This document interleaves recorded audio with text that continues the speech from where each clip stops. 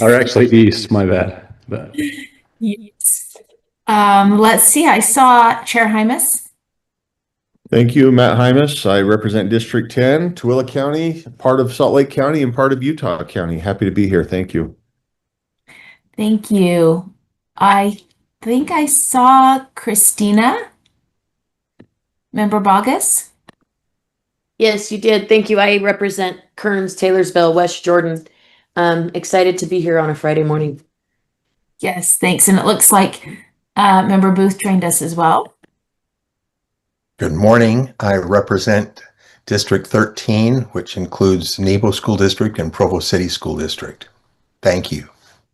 Great. Thank you so much for being here.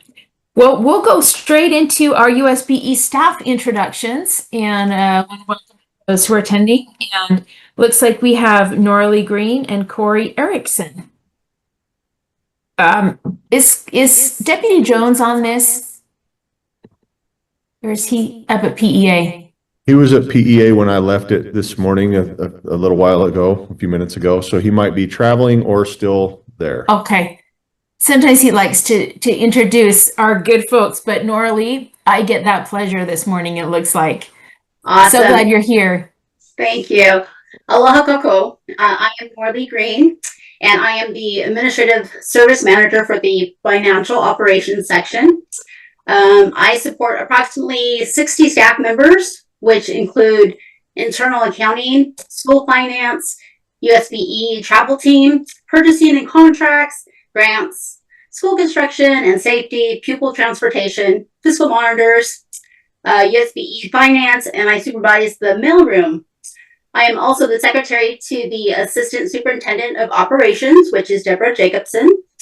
I've been here with USBE for a little bit over 20 years. And an interesting fact on a recent vacation, I had my very first ski experience on the ocean, riding 4 to 5 foot swells. Fell off once, but I powered through it for the 2-hour excursion. And that's me in a nutshell. Oh my goodness, where were you? I was in Tenerife, the Canary Islands. Oh, it sounds amazing. And I just have to say, for those of you who don't know Norley, she puts on the best Christmas party you've ever seen in your life. And wears a million other hats, as we can hear as well. Thank you so much for all you do for us here at USBE. Members, speak up. I'm scrolling through to see if I see any hands, but I'm not seeing any. So thanks again for coming to introduce yourself, Norley. We appreciate you. And Corey. Hi, Corey Erickson, and I appreciate the opportunity to meet with the committee, and I appreciate the work that the committee does and the board does to help service the students of our state there. I'm a fiscal monitor in the financial operations organization, and I'm over special education. So all things related to special education funds. So, you know, with the instruction services and resources applied and providing those needs to those associated students, there's a cost associated with all of those services that are being provided. And through our work, we help LEAs, you know, apply these funds within the regulatory guidelines and to best serve the segment of students. So this deals with both state funds and the federal IDEA funds in managing those. So this can deal with the federal grant allocations to the LEAs, reimbursement review, risk assessments, site monitoring for compliance, and providing technical assistance to both internal staff and to our LEAs. And this is to ensure that the funds are properly used to benefit those students in need. I've been here going on 5 years, and I thoroughly enjoy working with our peers and working with our LEAs. As far as something unique, previously in this meeting, Sarah Harward had talked about how her and her husband are both twins. And so this last summer, 2 of our children each had a set of twins, plus 2 of our neighbors just recently each had twins. So there's a lot of 2-for-1s that are going on right now. And I think that our culinary water source must be coming from the Twin Peaks area out there. But I feel like we're doing our part to help, drive school enrollment. That's very funny and very fun. And my only two granddaughters are identical twin girls, so I can relate to that, Corey. Member Booth has his hand up. You're muted, Member Booth. Corey, I'd be interested from your perspective, as changes have taken place in the U.S. Office of Education in Washington over the last year or so. What, from your perspective, seem to be the biggest changes that you're observing, and what should we be concerned about and looking forward to as that continues to progress? Good question. I think, just the perspective of, in the past, you think everything, especially with the federal government, everything is very stagnant. It stays the same. Nothing ever changes. It was more established, where I think it's much more vulnerable now. As far as special education, fortunately, as far as funding for the special education programs, that has been, maintained and currently appears to be something that isn't going to be changing. I think as far as the reporting structure and the technical assistant, we've seen some of the technical assistant groups that we work with have been impacted by those changes. So I think just the flow of knowledge and resources, because not everything is completely black and white. So there's some of these gray areas that we rely upon with these technical assistance centers, that it's good to be able to get some interpretation about some of the regulations and laws that could be impacted with these changes. So just an awareness by the board that, that's potentially out there, and any type of support that can be given for USBE and for our LEAs to be able to have those resources out there is going to be critical going forward. Thank you. Thank you very much. Appreciate that insight. And thanks, Member Booth. And last quick question. Do you delve into the Medicaid aspect also? Not a lot. I mean, it is things that we look at on the fiscal side, as far as the different elements for maintaining maintenance of effort, what type of funds are included in those calculations versus those that are excluded in there. But as far as monitoring that has not been a strong focus. Well, it's a complicated area of finance, and we appreciate all that you are doing so that these students, really, I would argue, are most vulnerable students, can get the services that they need. So thank you, Corey. Appreciate you joining us this morning. Let's go ahead and move into our update to, just so you know, members, we haven't had any public comment requests today. So we are moving into an action item, which is an update to the LEA annual assurances document. And before we do that, I'd just like to mention the reason that our agenda is rather short this morning is because we finally hit the end of doing all of the things that we have needed to do on our end for the last legislative session and to prepare for this one. So now we're on the tiny meeting, and then after the legislation finishes, we'll start up on our longer meetings again, because we'll start right back into implementing the new changes from this 2026 session. So we appreciate you for joining us, and grateful to have this small agenda today. Let's go ahead and hear from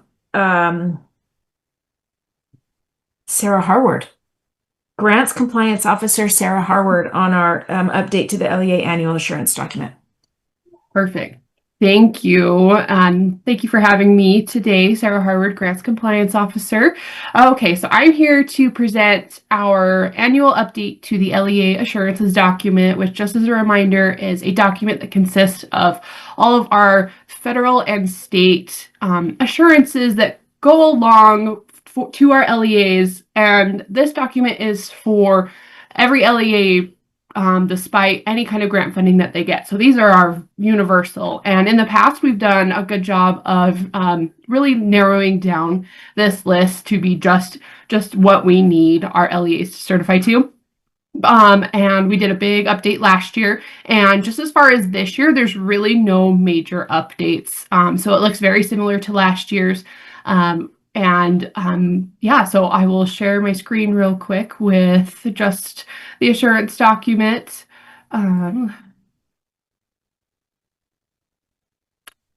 Oops. Oh, excuse me. Okay, so there's a couple different sections that we have for the assurance document. The first is just our state assurances, and you'll see here it's just listed with the title, a description. There's reference to any rules or laws that go along with it, and then if the LEA is required to upload their policy or procedures document that goes along with that assurance. So we have the state assurances, which just go with our state rule and law. And then we have our federal consolidated pre-application is something that we started last year, which consolidates our IDEA, or not IDEA, I apologize, our title 1, 2, 3, and 4 into one application process. So we've moved those assurances that go with those grant programs into the federal consolidated pre-application. And so you'll see those listed under the federal consolidated pre-application checklist. And then there's the list of the remaining federal assurances, which include our adult education and our career and technical education, our CTE and Perkins assurances. Finally, the other section is the high risk assurances. And this is a section we added last year. This comes from our internal audit department, where they are noting some areas that we are seeing high risk, meaning a lot of LEAs are having issues with these. So we're bringing these to the attention of our LEAs to just highlight them and ensure that these are being followed. There is one more section that is potential to add, and that is any new assurances that come out of legislative session. Obviously, we are in the middle of that. I do not have any that we're seeing yet. So should you vote to pass this on today, then we would add those once legislative session happens. I am presenting this to you a little early. Last year I came to you in the March meeting, but I did this just so you as the committee have February and March to move it forward, and then we give the board April and May meeting. We do have to have this approved by the full board no later than the May meeting. So if you wish to wait for next month, you can, but really I wouldn't be putting any legislative update ones until the April meeting. So it would, so just a heads up on that. So we wouldn't until legislative session has ended. Chair Hymas, do you have a question? Yeah, if it's okay, Chair Davis, through you, I'm just curious, are we at a space with legislation and what we're doing at the board where we're removing any of these assurances, or that's not going to happen this time or this year? As far as updated that I didn't remove any. You are welcome to make that decision for you as the committee or the board. But I didn't remove any from last year's version. Follow-up, Chair? But yes. I'm just wondering, and Sarah, maybe you're not aware, because I'm not aware, so if you're not either, that's okay. But are there any rules that we have sunset or laws that are sunsetting that says, okay, we don't need to, you know what I mean? I get that we can, as a board, say, no, we don't want to do this anymore. Well, maybe but law seems to bind a lot of these and board rule that. So just wondering if there's any that are kind of just floating out there. This kind of goes, assurance isn't a big deal, but just thinking again about our rules and requirements, and as we're trying to tackle these various extras that are on the plates. Just wondered if you had seen anywhere where you thought, hey, committee, it might be worth removing these because there's no law or board rule attached to them. Yeah, thank you. Right now, no. But as legislative session continues and as you continue to meet with the new year, if there are any, I can definitely provide those updates in subsequent meetings before we get it passed. Thank you, and thank you, Chair. I'm not seeing other hands, but I have kind of a similar question. It seems like in the beginning you said that there was somewhat of an overhaul a year or two ago, a couple of years ago or last year. Yeah. How many were removed? And I remember about 5 years ago, maybe 4 years ago, the Standards and Assessment Committee really tried hard to streamline this more. But I hear from our LEAs all the time and asking, is there anything else we can streamline? And also, just so the public is aware, the assurances document sort of is the streamlined assurance. Like you just mark yes or no, I'm doing it or not doing it. And I know our LEAs would much prefer having something on an assurance document than a big report, which sometimes we require or the legal code requires. But I really, and I don't know if, are you saying that you didn't review it this time for anything potential to take off, or you didn't because it was reviewed so heartily the last year or two? Yeah, thank you. So I did review it, and there wasn't anything that sunsetted or changed that really needed to be removed. That big overhaul that we did a couple years ago was we went through the document and looked for assurances that don't need to be on the general list that fit better with a certain grant program. And so they were moved to that grant application because they fit better. Not every LEA receives that grant, so they don't need this assurance, so it fits better with the application just for the LEAs that are getting that grant. So that was a big part of the overhaul from a couple of years ago. Does that answer your question? Yeah, I'm glad that we did that because I'd rather have it not be on the document than have people have to put 12 not applicables on there and waste their time with that. So thank you. Member Bogus. Excuse me. Thank you, ma'am. I am just wondering, when was the last time we performed an audit to determine whether or not those assuring these things actually were doing them as opposed to just saying they were doing them?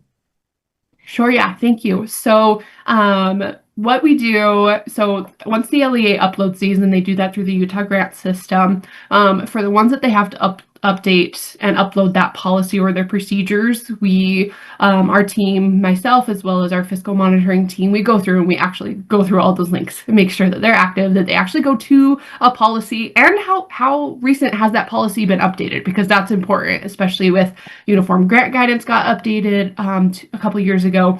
So that's something that we do every year. When the LEAs upload them, we go through and we make sure those policies and procedures are does the link work? Are they updated?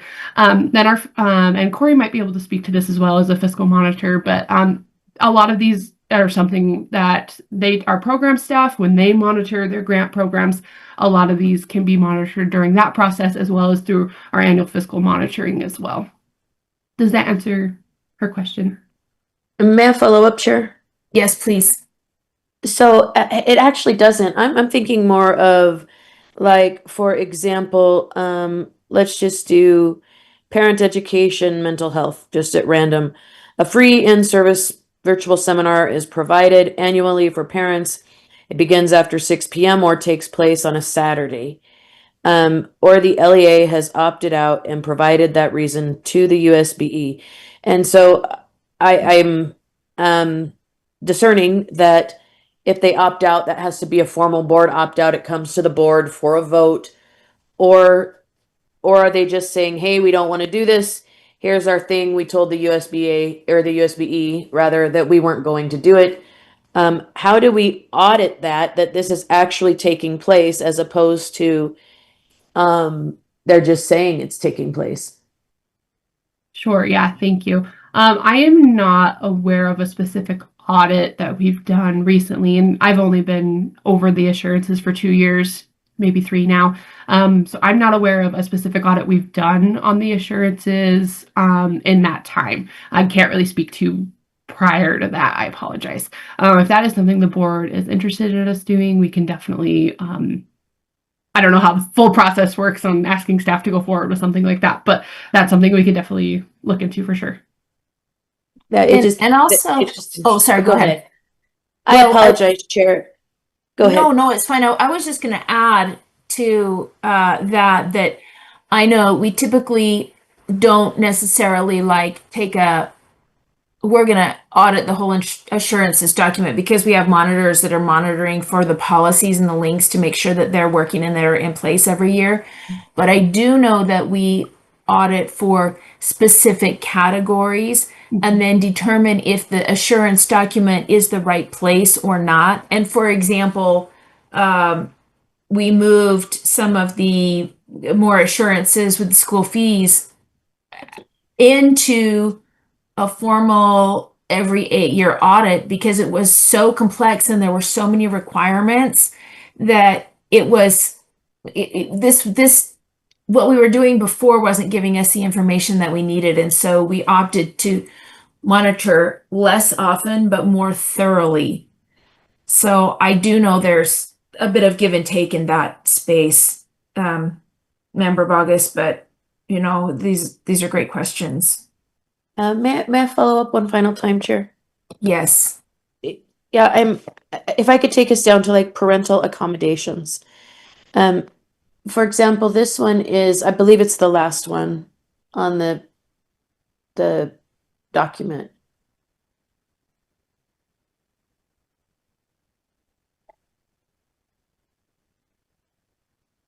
Oh, maybe it's just the last one on my doc, on page 9 of 17.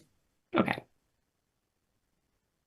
Yeah, so for example, this is an assurance that has, I don't know, I'm not going to count them right now, but many different pieces to it. And we have ample evidence that this is not being complied with in real time in our LEAs. But have we had one LEA not assure that they're accommodating these things? Yeah, thank you. So at last year, so this is on the high risk list, and this is the second year. So last year was the first year that we actually had this list, and everybody assured yes to this one last year. Internal audit is over this list mainly, and so I don't think anybody from internal audit's on right now, but they would be able to speak more to this because they're the ones really checking into like this type of assurance throughout the year with the LEAs. So they could speak better to, that side of things. Okay, I really do appreciate the time, Chair. Thank you. Thank you. And it wouldn't hurt to find out how the audit department follows up on the things on this list that are listed as high risk, because I know those are given more attention to some of the low risk factors here. In fact, Member Bogus, I think, are you on the audit committee? Yes, ma'am, I am, and I'm so sorry. I'm coughing, so I'm muting myself. Oh, we're sorry that you're coughing and aren't feeling well. I don't think anyone else on this committee is on audit, so it'd be interesting to find out if you get a chance to talk with the audit folks, what their thoughts are about that. I can ask for that to be discussed at the next meeting. I believe we meet next week. I think it would be interesting. I'm not Chair Hymas, but he would have to make those decisions. But even, if you just ask for the information, Cami Wilcox needs to probably say something about our functioning here. Cami? Sure, I was just going to say Debbie Davis is going to jump on quick if you would like to ask her now, or great. Let That would me be great. forward her that link quick. Yeah. The Member Bogus won't have to feel like she's got a homework assignment. Chair Hymas, do you want to share your thoughts while we're waiting for her? Yeah, I'll just, I look at these assurances. I'm one of these board members who are familiar with these assurances as I look at them regularly. And I have this ability or the opportunity to look at this from two directions. One is the state board member and one as an LEA leader. And so when I look at this as an LEA leader, I think, yeah, this is nice. I don't think we have too many. I would say none. All the LEA leaders that I've met usually don't get to the position of running a school based on their dishonesty. There might be some argument there, but that's my overall general observation. And then two, as a USBE member, I don't know how you would get you. I mean, you look at this one here, parent accommodations, even on the number 2. An LEA shall reasonably accommodate a parent's written request to retain a student in kindergarten through 8th grade on grade level based on the student's academic ability or the student's social, emotional, or physical maturity. I don't know how you're going to, I don't know how our staff is going to really look into that and dive deep and say, are you making sure that this is done without, I mean, it can be done through an audit. I do believe it would take some work, but our general staff do not have the resources. We're not asking Sarah to go out and get a call every time this is happening, right? And so the assurances are on the assurance list for a reason. And if we want them monitored more closely, then we would remove them from this assurance list and put them somewhere else. And then we would have to say, where are we going to get the staff? Where are we going to, right? We only have X amount of dollars. We only have X amount of resources. And so I appreciate what's been done on this assurance list. And that's why I asked the question earlier, is there anything on this list that is not applied to law or rule that we can remove? Quite frankly, I would love to see some of our bigger reports reduced to the assurance list. And it still is work. I still have to sit down with my staff and take a few hours, depending, to make sure that we have the links, make sure that we're all on the same page. We have to discuss, because personally, I don't sit down with parents and go over retention on grades. So I have to pull in my team and say, okay, where are we at with this? What does this look like? And how are we accommodating these? And then we let the USBE know. So that it is a process. It is not just to open a file, a click yes or no, right? You're moving links in, you're discussing with your staff, and then you are making sure. The last thing you want to do as an LEA leader is say yes and then have somebody come in and call you out on it. That's not something that LEA leaders are really excited to do, right? We've seen the pressure that comes from it. We've had conversations about reduced funding. That's not a risk that an LEA leader wants to do. So too much on that, Chair. I apologize, but that's just some of my thoughts. You got Executive Director Matt Hymas thinking. That's the problem. No, it's not a problem at all. We appreciate all the voices here on this call, and our Reports and Requirements Task Force is made up of several LEA heads, both from districts and charters, large and small.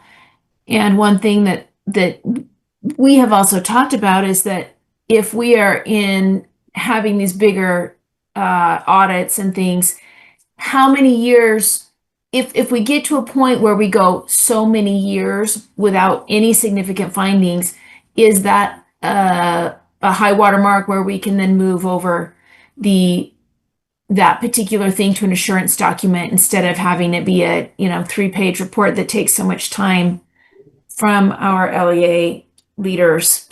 Do we have Debbie Davis on here yet?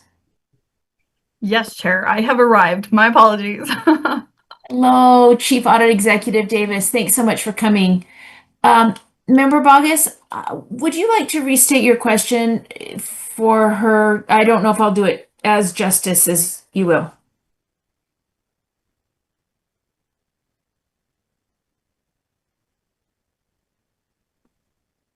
She might be coughing. It's that season. I know, it really is. I'll I'm sorry, Chair David. Oh, Excuse you know what? I'm going to ask your question and then I'm going to have you fix what I got wrong because I know I would, that, thank you. yeah, I'm so sorry.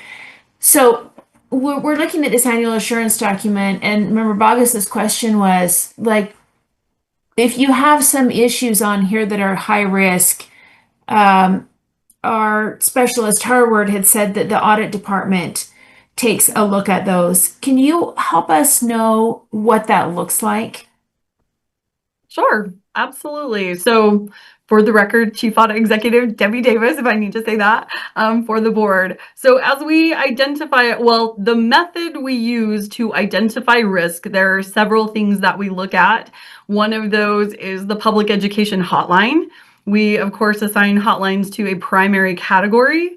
And those categories generally align with, or they would be related to, a board rule. For example, we get student on student bullying, and that would align with R277-613. So if we see quite a number of concerns about student bullying, we would say, oh, maybe there needs to be a little bit of focus on R277-613. Another example could be, oh, there's concerns about athletics and potentially, like club versus high school.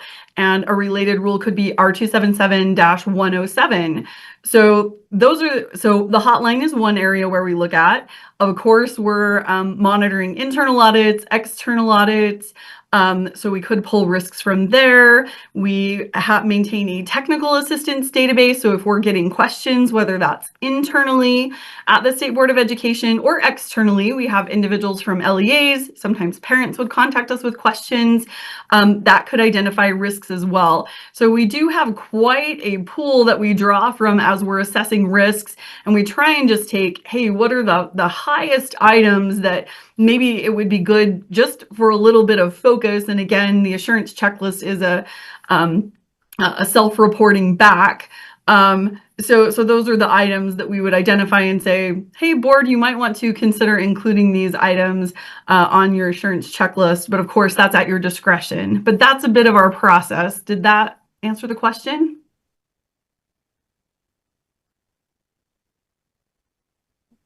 Helps me understand better. Member Bogus, did you have any follow-up questions? I don't have any follow-up. Thank you. And I do appreciate the explanation. I might get with CAE Davis and ask her some more questions offline. Thank you, Chair. Sounds perfect. Thank you. And thanks CAE Davis for joining us. Say that 5 times fast. Thank you. We appreciate all of your help with this. Thank you. So seeing no other hands, I will entertain a motion. I'll make the motion, Chair. If we can get I don't have it on my screen though. I apologize. I can pull it up, but I do move that we approve. I move that the board or that the committee recommends that the board approve the LEA annual assurances document. Thank you. There's a motion on the floor that the committee recommends that the board approves the LEA annual assurances document. And discussion to the motion, Member Bogus. I'm just wondering, is this going to need to come back after the ledge session? Should we postpone this? And when I say postpone, I don't mean like a literal, maybe just hold it till next month so that we're not creating multiple times going through the board in a matter of 2 to 3 months. I think it depends how quickly we want to get it out and complete, because I think from what they will do is take the approval of this document, and then any additional pieces that come out will be added into another draft for the full board, is what I'm guessing. Chair Hymas? Sorry, apologies. I tried to lower my hand. That was the same. I agree with Christina. If we anticipate some changes happening, then happy to wait on this. But if the process is going to run through as well, if there are some changes in legislation and we can remove, and that's brought to us, then I'm happy to move forward with that. So I guess the committee just needs to decide, do you want to vet or see whatever's added or subtracted from the document before it goes to the full board? And if so, is it fine to wait an extra month? It seems like I heard from Sarah Harward that that would push us into April, which I thought was okay as long as the board doesn't have any major changes to the document. Yeah, Chair, if I may. Yeah, I am here a little early. I will note that usually there's 1 to 2, maybe, assurances that get added. Last year, there were 0 assurances added from the legislative session. So that is a possibility. But yeah, you do have time if you want to hold till next month, and we go to full board in April, and full board then has April and May. So, Member Bogus, is that a motion? Yeah, I would make that substitute motion that we just hold this over to next month. Okay, thank you. There's a substitute motion on the floor that the committee recommends that we postpone this item to next month's committee meeting. And if I could speak to it, yes, sorry, myself. Please. Sorry. I just think with the March meeting being scheduled the way it is in that second week of March, we have time after the legislative session ends. We can come back, put this into April, and we're still a month ahead of schedule. And if nothing changes, then we don't have much work to do, but then we also have the time to get done what needs to get done post-legislative session without putting this through the board multiple times. Thank you, Chair, and I will mute now. I think that sounds great. And I also wonder if in that interim time, anybody who's out there that sees anything on this document, and if we have not had findings with our regular checks for a long time, we guess we need to decide if there are any additional things we can take off. And Sarah Harward, if you find anything of that nature, we'd love to hear that too when we come back in a month. Definitely. It's always good to streamline, especially since sometimes we get things added. So thank you for that. All right, let's move on to item 2.3, which is another action item, R277-484 Data Standards Amendment. Chair Davis? Yes? I'm so sorry. Do we actually need to vote on that? Because if we do, the motion I think is technically wrong, and if we don't, I have no issue with just moving forward in the agenda. Technically, I don't know if we need to just do no motion, or let's make the motion. Okay. Motion to postpone. Chair, I think if I may, if we vote, so the motion, there's a motion and a substitute motion which postpones. If we are to just vote my motion down, there's no motion for the board and it stays in committee. Happy to. I know I'm wasting time. We could have voted and had this wrapped up by now, but either way you want to go, either direction. But there are some motions on the table that we need to address. So, if we vote yours down, does it automatically agendize it for next month? No, because if not in committee, but as leadership and as members of the executive committee with two of us on here, we could put it back on there. Christina's is more secure, but either way, it's going to end up in committee next month, I believe. Yeah, I appreciate that. Let's go ahead and vote on Member Bogus's. And how do you want to change that motion? I just think it needs to say a motion that the LEA assurance document, because we're not recommending anything to the board. So then right now it says the committee recommends that the LEA assurance document agenda item be postponed until the March committee meeting. Does that work for you? Yeah, I think we just need to delete that the committee recommends, because we're not asking the board to approve our motion. We're just internally doing something. Yeah, right there. Okay. Yeah, I think it will work for either, because if we vote on it, it will be a recommendation to postpone, but I think this works just fine. So let's just move forward and say there's a motion on the floor that the LEA assurance document agenda item be postponed until the March committee meeting. Those in favor say aye. Aye. Aye. Those Aye. opposed? Okay, that passes unanimously, and we'll move to item 2.3, Data Standards Amendment. And do we have Deputy Superintendent of Policy Elise Newey here?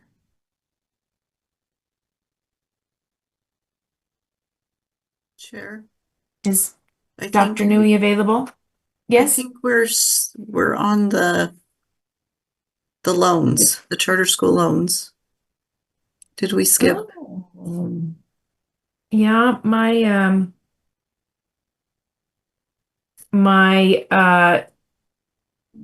chair notes. Let me see if this is in a different order.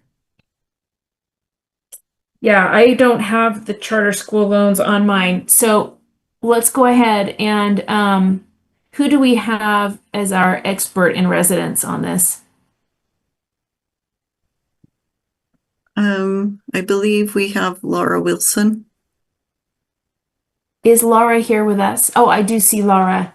Laura, go ahead. Thanks for joining us. Thank you. I am here. Laura Wilson, school specialist on John Palmer's team. And I did not introduce myself, but I will tell you, as a heads up, my interesting fun fact is that my oldest daughter is delivering a baby right now. And I'm getting like blow by blow. So if you see me looking down, I apologize. Anyway, happy times for us. Do you So need to be with her? Yeah. no, I can't be there with her. I can't be. It's a complicated high risk situation, and we've been holding our breath for months, and it's turning out great. So anyway, Oh my I gosh. digress. Just a little explanation if I seem scattered. So yes, I am here to speak about the charter school revolving loan. Congratulations, by the way. Thank Okay. you. Thanks, Laura. So would you like me to just speak on this, or would you like to start with Yes. questions? I Okay. need to know how is this grandchild number one first? No, I have 3 grandbabies, but this is our daughter's first one. So you know how It's a fun big it is. deal. You know it's how a big fun- deal. Yeah, we're really excited. Okay, so the charter school revolving loan, you'll all remember from the last time I was here speaking about this, that we have this loan that we make available for new charters, charters with an urgent need, and expanding charters, and that we did increase the money in rule that they could ask for. So what's happened with this loan? Usually we do this as we start opening the loan and we receive applications by April 30th. However, for FY26, we had one new charter that didn't have their charter completely executed in time to apply for the spring loan. So we opened it up again in the fall. And it turned out to be more winter than fall because we had to replace a committee member. And by the time we had a full committee, it was like December. So we're in this weird situation where we are using FY26 funds before the main loan application, which is in just a few months. We happen to have 3 applications this time. We had Azure Fields, which is our new charter school that is in their non-operational year right now. And you can read through the committee's recommendations there. They applied for 300,000. The committee is recommending that we give them 200,000 as soon as possible, and I'll explain that funding choice. Another applicant was Virtual Horizons, which is a charter school that this is their first operational year. They previously received a loan for $300,000, and after we increased the possible amount, they came back and applied for 200,000 more. The committee, the Charter School Revolving Loan Committee, recommended that we wait to say what we would like to give Virtual Horizons until after the State Charter School Board meeting in January, because they had 7 applications for new charter schools, and we suggested that they wait and see how many were actually approved. It turns out SCSB approved 5 of those. We do anticipate all 5 of those schools will be applying in about a month. So the SCSB at the end of their meeting looked at the State Charter School Board's recommendation. Their recommendation to this committee is that we give Virtual Horizons 100,000 right now. They do have a need. They're trying to open a high school next year. They have a lot of, it's a virtual reality school. So they do have a lot of, and not just equipment, but also the programming needs, to make those classes work. So that's the recommendation for virtual. Third applicant was Bear River. They are a charter school that's applying, they're expanding, changing their grades up a little bit, and they didn't have a really immediate need. They're not beginning the construction on their project until like late summer, maybe August. So the committee is recommending that their loan be tabled and just come into the whole next round of loans that will be in April, because that puts them with a light group. In addition to the 5 charter schools that were approved in January by SCSB, there are, I believe, 8 expansions applied for in February, and they may also apply for this loan. So what's happening is everybody has been asked if they would be willing to accept less than what they applied for, and certainly less than $500,000. We have a statutory limit of $2 million that we can loan per fiscal year.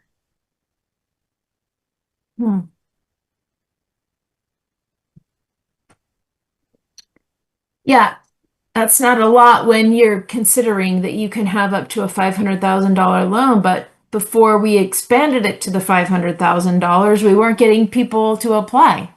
So now you have the opposite problem. It has been, on average, I would say, I think I've administered this for like 4 years, 3 to 4, and it's usually 1, maybe 2 applicants. We have not seen this kind of charter school activity for sure.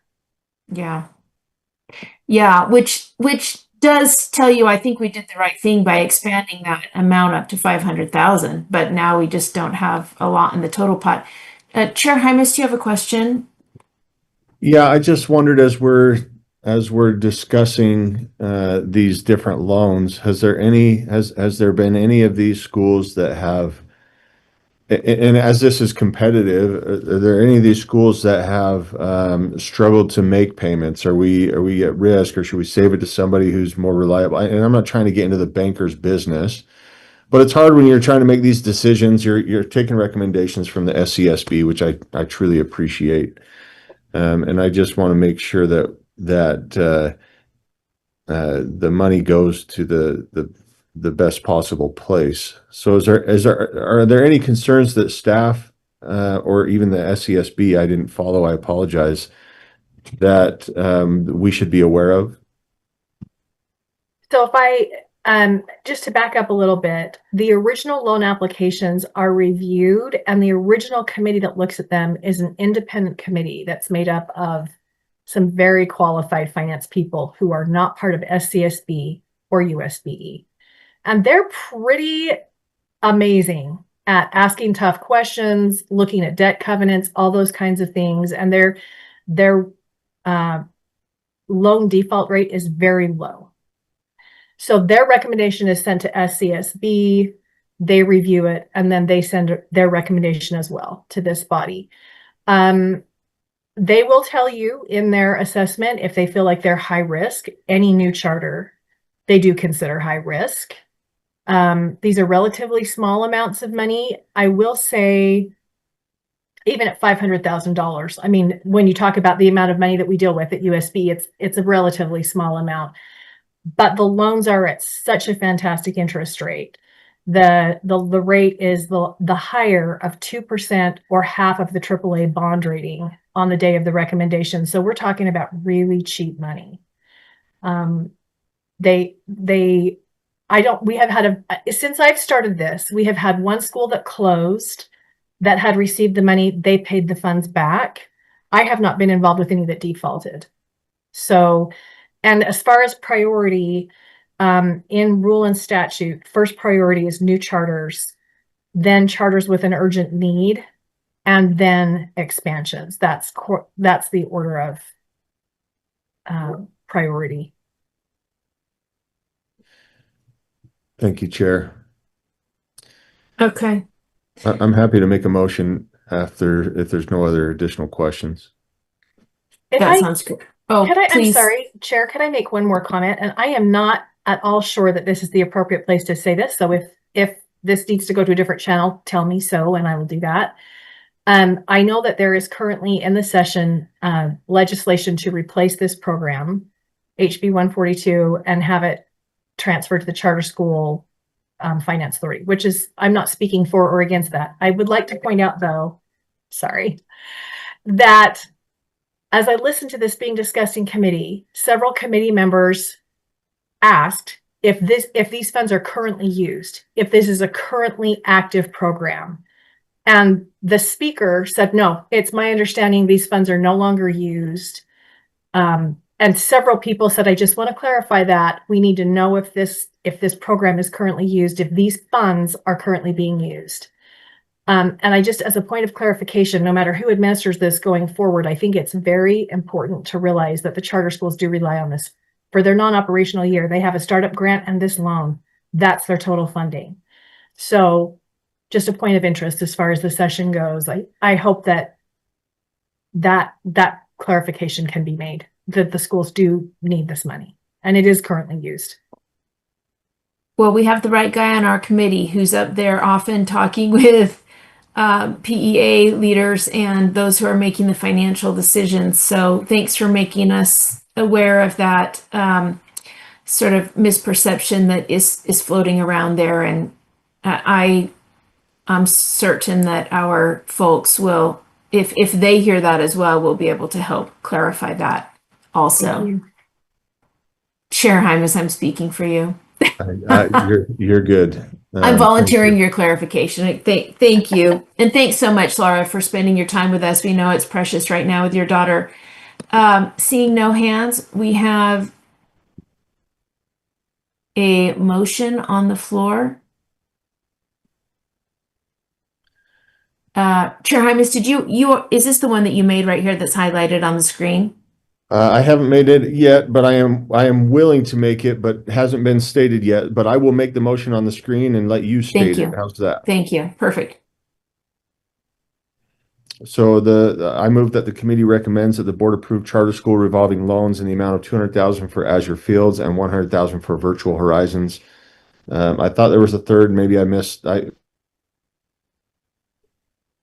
has two. Is that the one we were holding on till the spring? That could be. Or was there one more? That is correct. We are holding on the third one. You're right. That's right. Okay. So that's the motion. Thank you, Chair.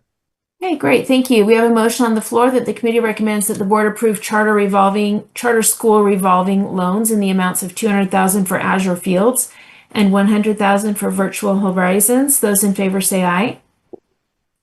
Aye. Aye. Those opposed? Aye. Thank you. That passes unanimously. Oh, Thank you. I'm sorry. And I was opposed. oh, Member Bogus was opposed. Thank you Okay, for sorry. that. I thought I heard you say aye. I'm sorry. Thank you. I apologize. I was answering to the opposed. But thank you for clarifying, Chair. Oh, got it. Okay. That was my fault then. I appreciate that. So that passes with Member Bogus opposed. And let's move forward on then. Now I think we're on the data standards amendment.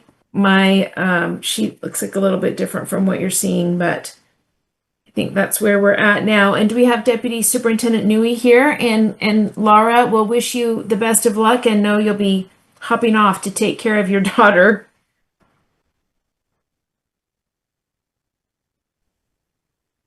She might be gone already. Do we have Deputy Newey? Aaron Bruff, looks like you've got your hand up. Are you going to take this one for us? I can take it if she's not here. It's fairly straightforward and simple. Okay. I think it is, but so just for some back history, along with the backup document is back in December we did some updates to R277 484. The change that we're requesting to be added to right here is on line 216. It basically changes it from shall to a may. The superintendent may require an approved replacement system, that's an SIS system, to run in parallel. So that's the language that's changing. So instead of saying you absolutely have to, it's now, well, we may. So that's the gist of the update or the change to the system. Thank you. Is that contingent on if the LEA's current system is not giving us what we need, then we may go in and require and say you have to change this? if there are cases which we've experienced where it's like, wait, we need to make sure that this works, this transition works well, and we want to verify that. That's why it's, instead of saying, well, absolutely, you have to, there's been cases where the transition has happened and they didn't run in parallel. We just want to make sure the language aligns well with what's happening. But it still gives the authority to say, really, superintendent may require this to happen. Okay, wonderful. Thank you. That looks like a very small change. And I'm going to go ahead and put a motion on the board that the committee approves R277-484 Data Standards Draft 1 on first reading and forward to the board for approval on second and final reading. Seeing no hands, those in favor say aye. Aye. Aye. Those opposed? I'm in favor. I'm just slow. Okay. Thanks. That passes unanimously. Thanks, everybody. That finishes our action items for today. And then we have a couple of information items. The first is recognition of progress, achievements, or improvements. And I have listed Deputy Superintendent Jones. I don't think he's here. I have also listed Achievement Support Services Director Tammy Gear. Yes, I said I would take this for Scott. Great. Thanks so much, Tammy. Thank you. I'm Tammy Gear. I'm the Director of Achievement Support Services, and I would love, if it's okay, for the SOAP team to introduce themselves. So starting with Brittany, we'll start alphabetically. I'm Brittany Taylor, the SOAP Licensing Program Specialist. Let's see, next is Cynthia White. Hi, I'm Cynthia White. I'm the SOEP Education Specialist, the LEA Liaison. Thank you. Dr. Corrigan? I am the SOEP Education Specialist. Megan Johnston. Good morning. I am the Program Manager. I thought Esther was on here, but I think she jumped off. Marlene Ruff is not officially part of our team, but she has been a huge part in the changes. So Marlene?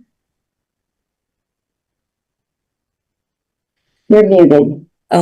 Okay, sorry. I couldn't get anything to work. I'm Marlene Ruff, and I'm the IT Program Manager for the SEATS program. And Elijah, I'm sorry, I missed you, Elijah. Hi, I'm the fiscal analyst for SOEP. All right, did I miss anybody else from my team? Sorry. Okay.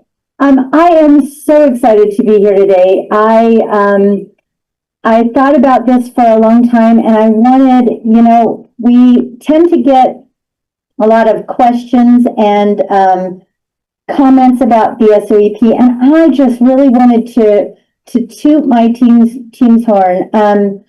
Because this has been an amazing, I think it's been about 10 months now. So I am just so excited to be here. In 2024, the Legislative Auditor General's Office did an audit and listed quite a few things about the SOEP that needed to change. I joined the team unofficially in March, and then in May officially took over overseeing this team, and we have had an amazing year. The first thing that we did was we did a book study on, oh my word, it just went out of Brevity. Smart brevity. Smart brevity. Thank you. Smart brevity. And I introduced the idea with my team that I wanted to have 4 C's when it came to our team and the SOEP. The things were clear, concise, correct, and consistent. And we have worked so hard to do that. And I just wanted to just tell you some of the things that we've done. So leadership and system improvements. We've enhanced our online provider workflows. We revised the online provider manual. This was a labor of love. We met for 24 different meetings, and we edited it down from 137 pages to 30 some. And it is so much more clear and concise, and something that we feel like the online providers could really use. We have updated our monitoring process, put together new rubrics, and really looked at our monitoring. We've launched an online provider portal. We have redesigned our corrective action notices. We have made sure that we are following the board's lead with making sure if LEAs are not meeting expectations, that we are following the steps to provide notice and, if necessary, provide corrective action plans. With Marlene's help, we've done multiple enhancements to the SEATS program. One of the big complaints was that SEATS was clunky and that there were issues, and we have worked really hard this year to really update things. We did not have money to replace the system, but I think the changes we have made have been amazing. We have done a lot of training. We've done just-in-time training and two-part onboard training series for online providers. We do annual SEAT status flowchart training. The team came up with a flowchart to help LEAs decide whether to accept or reject, and so we've done a lot of that.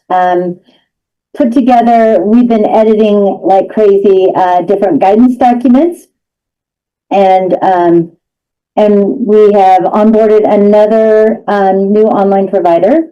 We also have improved our data accuracy. We have revised quarterly reports. We've automated spreadsheets, centralized provider request tracking, enhanced help desk processes, strengthened data privacy, and supported application improvements, including concurrent enrollment and student accommodations. And that has been a lot of work. Winona was in this position before and she left us, and we were able to bring Elijah on board, and with the help of Adam Hurd, quick shout out, he helped us for a while before we got Elijah and really helped us with automating some stuff that was just taking so much staff time and leading to errors. So excited about that. We launched a statewide newsletter. We increased our presentations and supports to LEAs.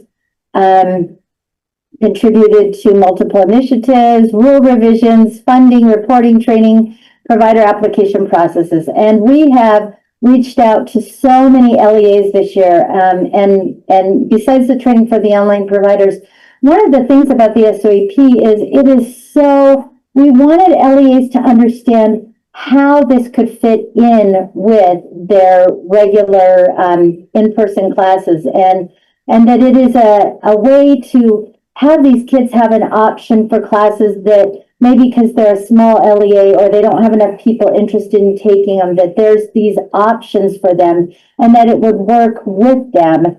We are not trying to take over the LEAs, and we have had a lot of really great feedback from LEAs about all that we've trained them on. So we are just so excited, and I'm so proud of this team.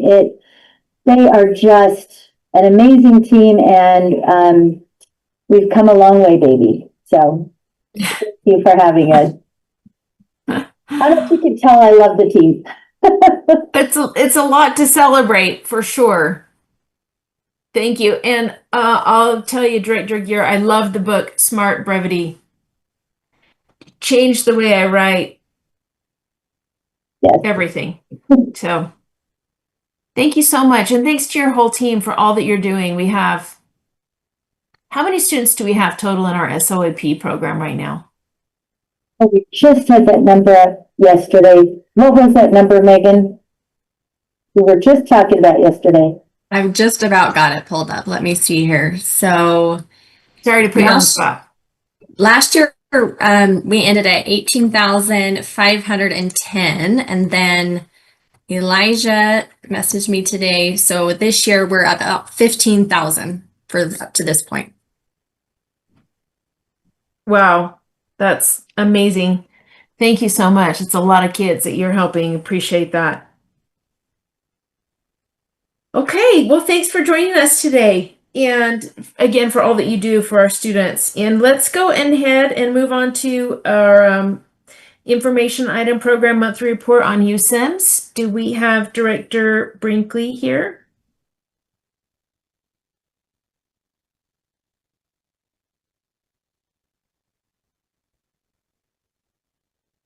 Do we have Director Brinkley online or someone from her department? Chair, If we not, can we're going to move recognize on. Director Yes. Feld. If we can Go ahead. recognize Director Feld. Hi, Chair. Sorry, could you say that? USBE IT Director. She is in the office today, so I will answer any questions. I don't have much to add to what's in the PMR, but happy to answer any questions.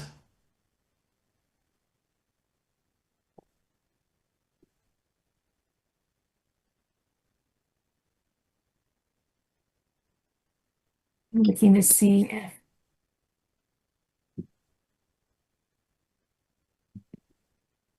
do we have anyone that has any questions for Director Felt?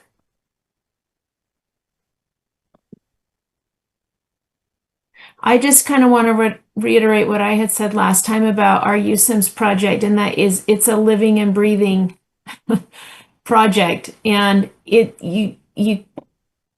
I've kind of gotten to a point where I have stopped saying, when will it be done?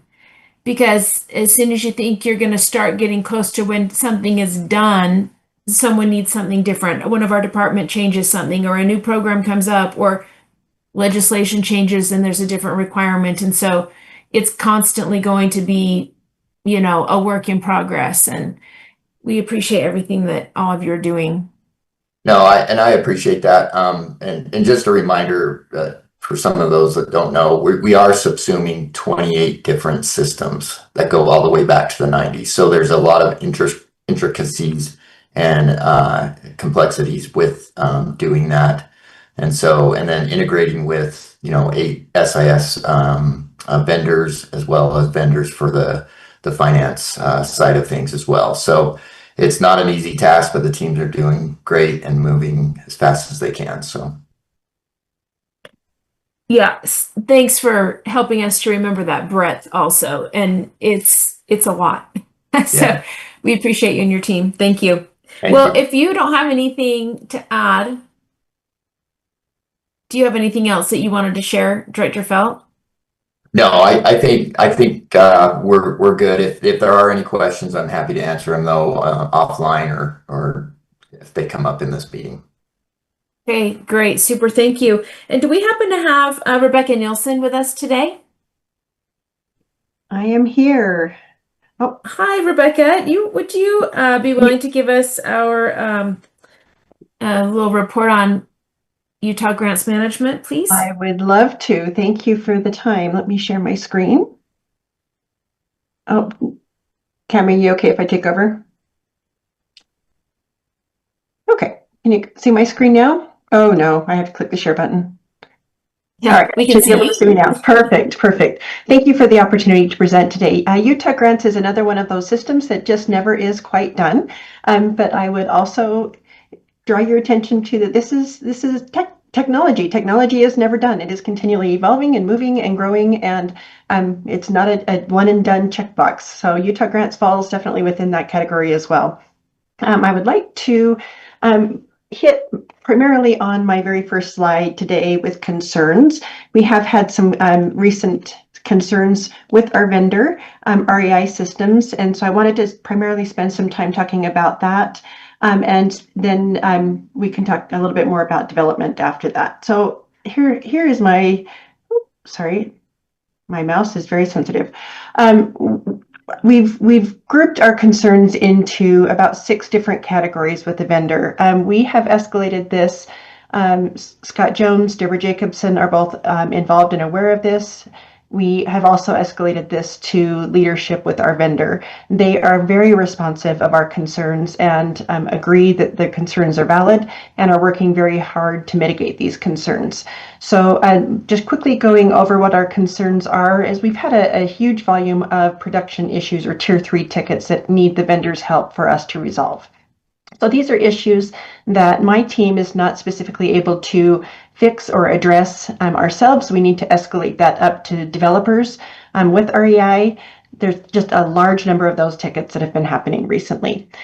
In addition to that large volume, the time that it takes to get those done and completed and finalized in production is not acceptable. It's taking far too long, sometimes months, for us to get those tickets resolved. And the third issue that we're having is with some connectivity to our Vantage system, so our financial system. Utah Grants is supposed to integrate very well with both the payments and awards into our financial system. Payments are going great. The awards are not going so great. The nice thing is that this has primarily been transparent to our LEAs. This is kind of an internal hiccup that we're having. It's taking a lot of effort from state finance, USBE, financial operations, and my team to make sure everything stays within sync as far as the financial transactions go. It's not going as smoothly as we would like it to go. We are concerned from an LEA standpoint that they are not getting all of the emails that are generated for approval. So for example, a payment approval that is submitted for an LEA approval is not always getting an email to remind that individual that they need to approve a payment request. We believe we have rectified that now, but we're still really closely monitoring the emails that are going out and making sure that the notifications are happening. Emails are tough because we have email fatigue a lot. Sometimes we feel like we send way too many, and then we don't want to err on the side of not sending enough. We are having trouble recording our new grants that have multiple funding sources. So last year we put into place a consolidated federal pre-application, which gave us the opportunity to combine multiple funding sources, Title II into Title I within one grant award. From an accounting standpoint, that's a little bit more challenging for us to manage that as one award rather than two. So we continue to work with REI to make sure that they're sending the right transactions, the right accounting transactions, so that we're accounting for those properly. Again, our focus has been making sure that the LEA experience is streamlined, and that is absolutely happening. It's really the accounting side and the managing of those funds back end that's becoming a little bit of a challenge. And then also when we work with the vendor, we have a sandbox environment or a testing environment. All of the development work that's done comes to us for testing and buy off before we move that into production. My team is frequently testing and retesting items and sending them back to the vendor to tweak and to fix and to refine. And we would really like to streamline that process so that we're not having to fail as much testing as we are. We need the quality to be a little bit higher. So because of these concerns, and these concerns being in our production environment, we have asked REI to hold on future development. Much of that development is ready to be deployed or close to being ready to being deployed, pending final user acceptance testing. But we do not want to deploy that until we get our production environment more stabilized. So the development items that you will see on the remaining slides have been on our slides for a month or two, and they will continue to be on our slides at least until next month, until we can feel like we're a little bit more stabilized. So I can go through these if you'd like. They're no different than what we've presented before, but just wanted to mostly make you aware that we are having some issues with the vendor. They are being addressed, and there's a lot of attention being played to making sure that our experience is better with Utah Grants. Any questions from the committee?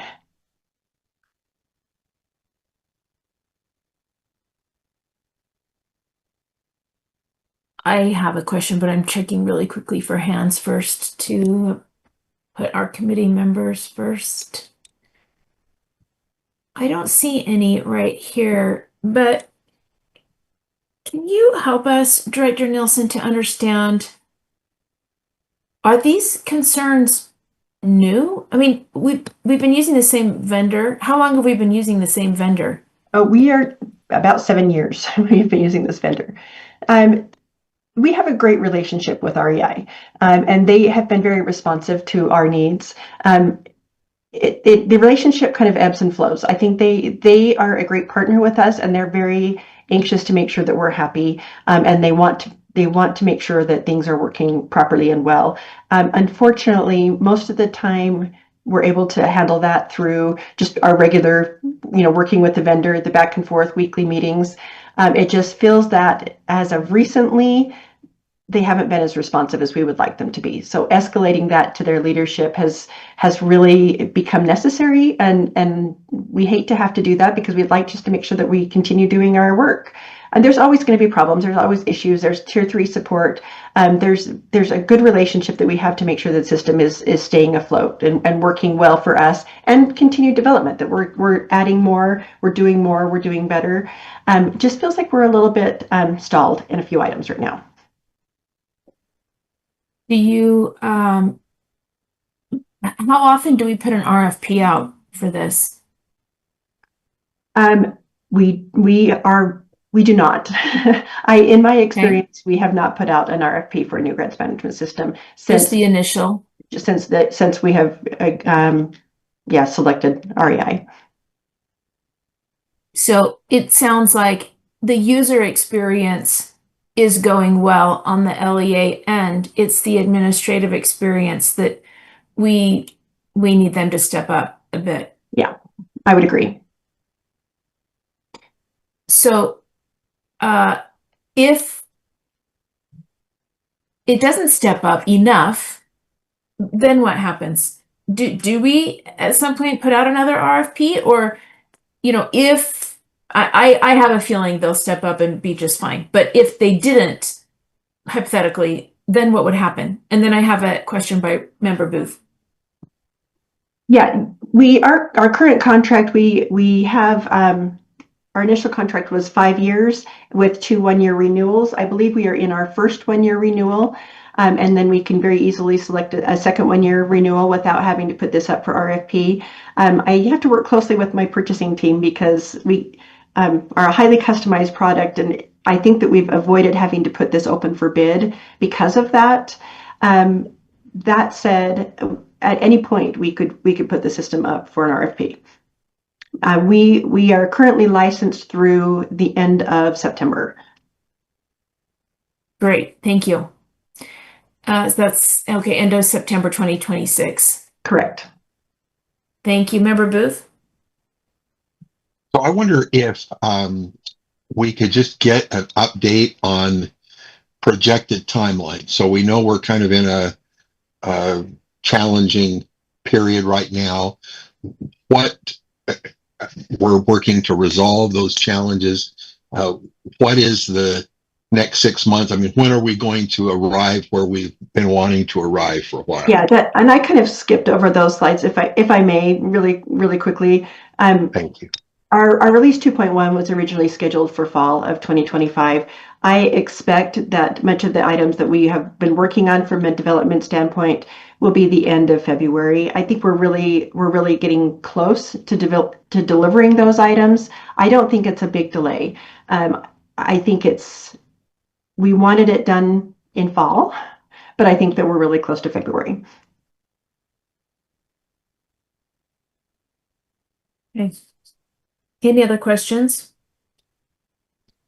Member Booth, is that suffice?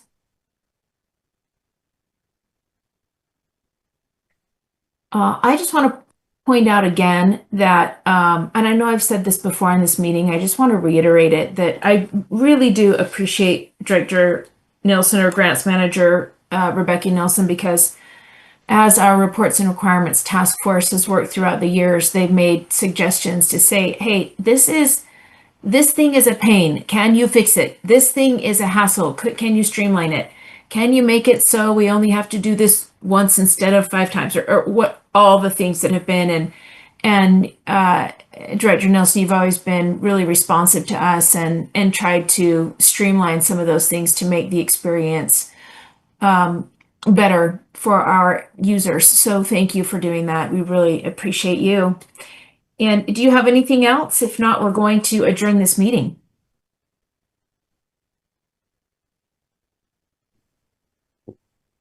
I'm not sure if that's a question for me or for the group. I don't have anything. It was for you. Thank you. I don't have anything. Pressure's on, Rebecca. Keep going. We don't get to finish. So. Yeah, and I see no other hands, members. Seeing no other hands, I'm going to thank our team and all of you members and the public who's been watching, and this meeting is adjourned. We'll see you at 1 o'clock. Thank you. Thanks, everybody.